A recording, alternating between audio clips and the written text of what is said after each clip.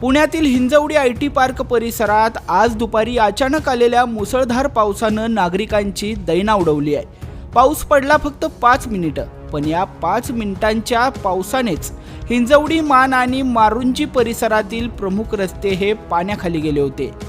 सध्या पावसाळा अजूनही अधिकृतपणे सुरू झालेला नाहीये। तोच IT इंजिनियर्सची आणि स्थानिक नागरिकांची मोठी तारांबळ उडाली आहे। अचानक रस्ते जलमय झाल्यानं कामावर जाणाऱ्या आणि सुटलेल्या कर्मचाऱ्यांचे प्रचंड हाल झालेले आहेत। अनेक ठिकाणी वाहतूक कोंडी देखील पाहायला मिळाली।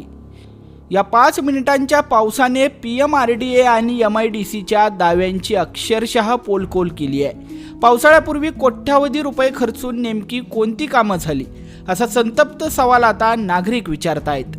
पहिल्याच पावसानं प्रशासनाचा ढिसाळ कारभार चव्हाट्यावर आणला असून ऐन पावसाळ्यात हिंजवडीकरांना कोणत्या परिस्थितीचा सामना करावा लागणार या भीतीनं आता नागरिकांची चिंता वाढवली आहे।